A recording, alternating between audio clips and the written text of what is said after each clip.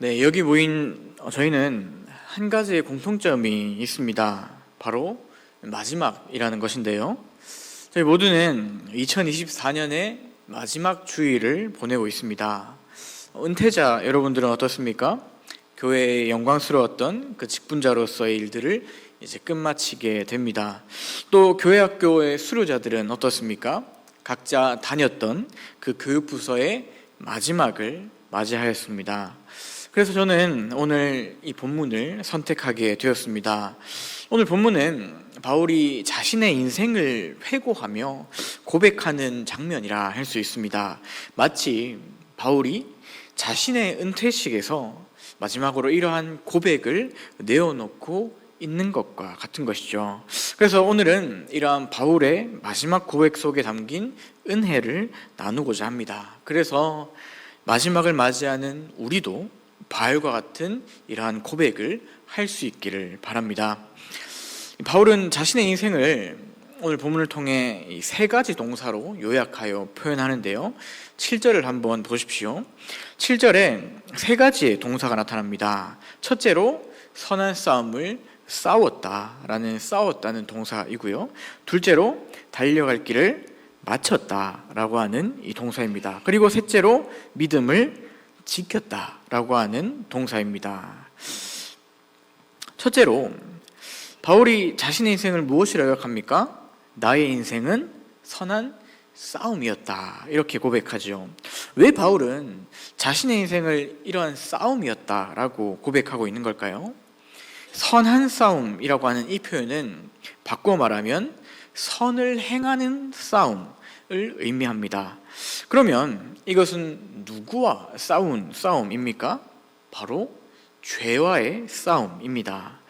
우리는 어떠한 존재였습니까? 우리는 원래 죄 아래에 살던 존재였습니다. 죄에 굴복하여서 죄 가운데 살 수밖에 없는 존재였습니다. 그런 우리가 이제는 변화되었습니다. 어떻게 해요? 이제는 죄와 당당히 싸울 수 있게 되었습니다. 예수 그리스도께서 죄와 싸워 이기셨기 때문입니다. 이제 우리는 예수 그리스도께 속하였기 때문에 죄와 싸울 수 있는 존재가 된 것입니다. 전에는 연전연패, 처참히 질 수밖에 없는 존재였습니다. 하지만 이제는 그렇지 않다는 것이죠. 우리가 예수 그리스도께 속해 있으니 이제는 죄와 당당히 싸울 수 있는 겁니다. 그리고 죄를 이겨낼 수 있는 것이죠. 그렇기 때문에 바울은 이 싸움을 했던 것입니다. 날마다 죄와 싸웠던 것이죠. 여러분, 이것이 성도가 해야 한 싸움인 것입니다. 그렇다면 여러분, 우리는 어떤 싸움을 하고 있나요? 우리가 싸웠던 싸움은 무엇을 위한 싸움이었습니까? 은퇴자 여러분, 여러분은 어떠한 싸움을 싸워왔나요? 또 2024년을 마무리하는 모든 성도 여러분, 여러분의 2024년의 싸움은 무엇을 위한 싸움이었습니까? 기억하시길 바랍니다. 우리의 싸움은 늘 죄와의 싸움이어야 합니다. 지금까지의 싸움이, 우리가 싸워왔던 그 싸움이 세상의 유익을 위해 쫓아가고 다퉈왔던 싸움이었다면 이제는 돌이키시길 바랍니다. 그래서 우리가 싸워야 할 그 대상은 오직 죄뿐임을 기억하십시오. 그리하여 우리의 마지막 때 주님 앞에 섰을 때, 주님, 제가 늘 죄와 싸워 이겼습니다, 고백할 수 있는 우리 모두가 될 수 있기를 바랍니다. 두 번째로 바울은 자신의 삶을 나의 달려갈 길을 마쳤다라고 고백합니다. 바울은 지금 자신의 인생을 경주에 비유합니다. 나의 삶은 이런 멋진 경주였어, 이렇게 이야기하는 겁니다. 그렇다면 바울이 달려온 이 경주는 무엇을 의미할까요? 뒤이어 나타나는 이 지켰다라는 표현과 함께 이 믿음이 나타나고 있기 때문에 이것은 믿음을 지켰다, 믿음의 길이라기보다는 바울의 사명을 나타내는 것으로 보입니다. 즉, 바울은 이렇게 고백하는 것이죠. 내게 맡겨진 이 사명의 경주를 나는 끝내었다. 결국 이 사명의 길을 완주하였다, 이렇게 고백하고 있는 겁니다. 그렇다면 바울에게 맡겨진 그 사명은 무엇이었습니까? 바울은 사도행전 20장 24절에 이렇게 고백합니다. 내가 달려갈 길과 주 예수께 받은 사명 곧 하나님의 은혜의 복음을 증언하는 일을 마치려 하면은 나의 생명조차 조금도 귀한 것으로 여기지 아니하노라. 아멘. 바울은 예수님께 사명을 받았습니다.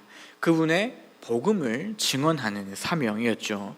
오늘 바울은 오늘 본문을 통해 자신 있게 고백합니다. 예수 그리스도께 받은 이 사명을 다 마쳤노라. 여러분, 어떻게 이렇게까지 고백할 수 있습니까?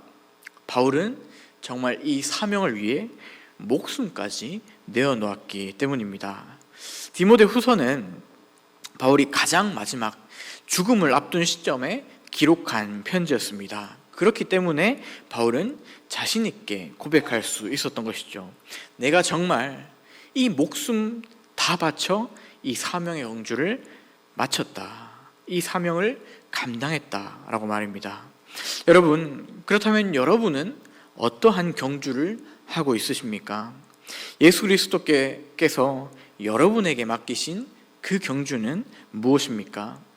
특별히 은퇴자 여러분, 이제 은퇴하니 우리에게 맡겨진 사명이 끝나는 것처럼 느껴질 수 있습니다.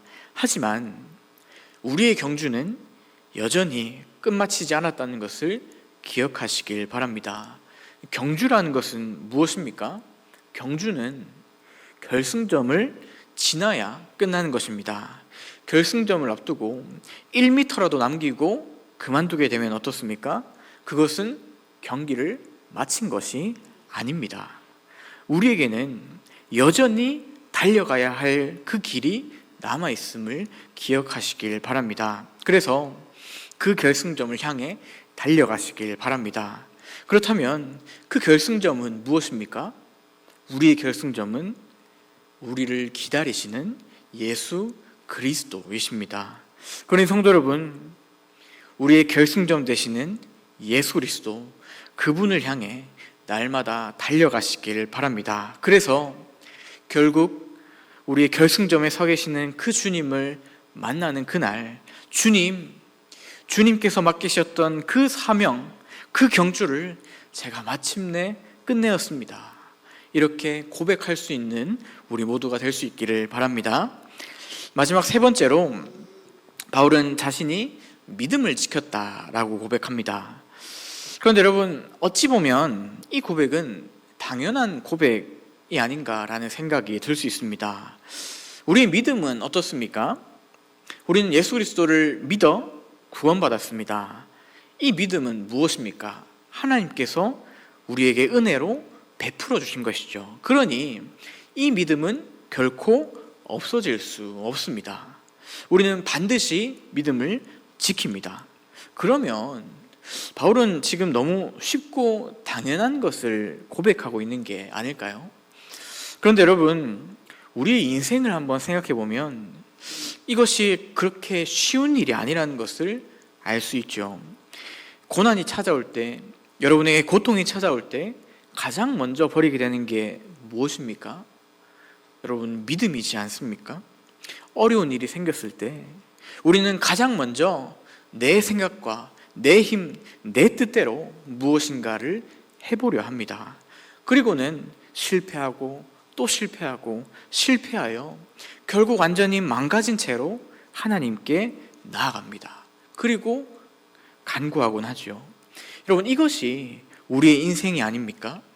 믿음을 지키는 게 당연하지만 또한 그 믿음을 지키는 게 가장 어려운 것, 여러분, 이것이 우리의 인생입니다. 그러니 바울이 지금 고백하고 있는 내가 믿음을 지켜노라, 이 고백하는 것이 얼마나 어려운 고백인지 우리는 알 수 있게 되는 것이죠. 그러니 여러분, 바울의 이 고백을 우리가 기억하며 결단할 수 있는 우리 모두가 될 수 있기를 바랍니다. 여러분에게 또다시 믿음을 흔드는 그러한 사건들이 찾아올 겁니다. 반드시 찾아옵니다. 그럴 때마다 기억하시길 바랍니다. 나는 이 믿음을 지켜야 한다라는 것을 말입니다.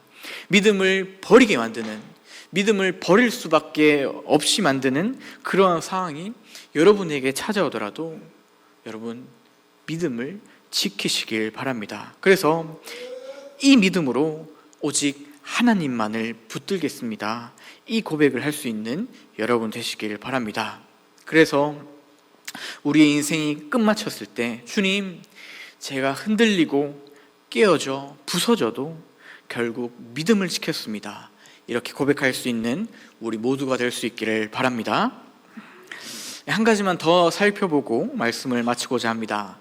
여러분, 바울은 이렇게 치열한 싸움의 삶 마치고 지키는 삶을 살았습니다.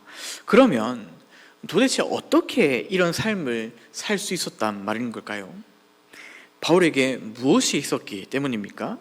그것이 8절에 나타납니다. 우리 함께 8절 말씀을 다시 한번 함께 읽어보도록 하겠습니다. 8절입니다. 시작. 이제 후로는 나를 위하여 의의 멸관이 예비되었으므로 주 곧 의로우신 재판장이 그날에 내게 주실 것이며 내게만 아니라 주의 나타나심을 사모하는 모든 자에게도니라. 아멘. 여러분, 바울에게 무엇이 있었기 때문에 목숨 바쳐 싸울 수 있었습니까? 의의 면류관이 예비되어 있었기 때문입니다.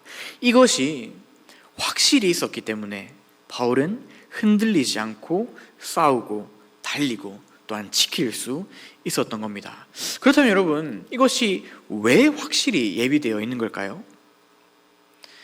이 면류관을 주시는 그분이 바로 우리의 구주이신 예수 그리스도이시기 때문입니다. 나의 주님이 그 면류관을 주시는 의로운 재판장이시기 때문에 그렇기에 이 면류관이 확실히 우리에게 예비되어 있는 것입니다. 여러분, 이것을 꼭 기억하시길 바랍니다. 우리에게도 이 의의 면류관이 반드시 예비되어 있습니다. 왜요? 우리가 어떤 자들이기 때문입니까? 우리가 주의 나타나심을 사모하는 모든 자이기 때문입니다. 그러니 여러분, 이 의의 면류관이 예비되어 있으니 우리 또한 바울과 같이 싸우는 자가 될 수 있기를 바랍니다. 그리하여 달려갈 수 있기를 바랍니다. 그리고 끝까지 믿음을 지키시길 바랍니다.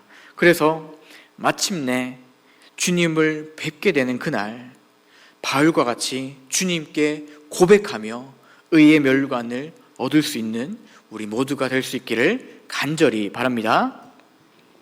말씀을 읽겠습니다. 은퇴를 맞이하는 은퇴자 여러분, 또한 교육부서를 수료하는 졸업생 여러분, 그리고 2024년을 마무리하는 모든 성도 여러분, 우리에게는 여전히 맡겨진 경주가 있습니다. 이것을 기억하시길 바랍니다. 우리는 여전히 죄와 싸워야 하고요, 여전히 사명의 길을 달려가야 합니다. 또한 여전히 믿음을 지켜야 합니다. 이 사명이 여전히 우리에게 있음을 기억하며 날마다 달려갈 수 있는 우리 모두가 될 수 있기를 바랍니다. 마지막으로 교회를 향한 권면을 잠깐 드리고 말씀을 마치도록 하겠습니다. 저 또한 오늘을 마지막으로 이 교회를 떠나가게 됩니다. 제1영도 교회, 저에게는 이 교회가 집과 같은 곳입니다. 청년 때부터 이 교회에서 저는 신앙생활을 시작했습니다. 그러다 목회자의 꿈을 꾸게 됐고 사역을 시작하여 지금까지 달려오게 되었습니다. 단언컨대 이 일들은 저희 제1영도 교회가 저를 돕지 않았다면 결코 할 수 없는 일들이었습니다. 교회가 부족했던 남재식이라는 이 청년을 지켜주시고 양육하여 주셨기 때문에, 먹여주시고 재워주셨기 때문에 저는 이 일들을 감당할 수 있었습니다. 여러분, 교회가 한 사역자를 만들어내기 위해 정말 많은 사랑을 베푸신다는 걸 저는 정말 경험했습니다. 넘치도록 많은 사랑을 받았습니다. 그래서 저는 계속해서 이 사명의 길을 달려가기 위해 새로운 도전을 하러 떠나게 됩니다. 그러니 저의 사랑하는 집 제1영도교회 여러분, 부족했던 저에게 이토록 많은 사랑을 베푸셨던 것처럼 여러분에게 맡겨진 다음 세대, 그 자녀들에게, 청년들에게 이 많은 사랑 베풀어 주시길 바랍니다. 그래서 교회에게 맡겨진 그 사명, 우리에게 맡겨진 그 자녀들을 하나님의 사랑으로 키워내는 그 일들, 여러분 정말 날마다 최선을 다해 감당해 나가는 저희 사랑하는 제1영도교회 될 수 있기를 간절히 바랍니다.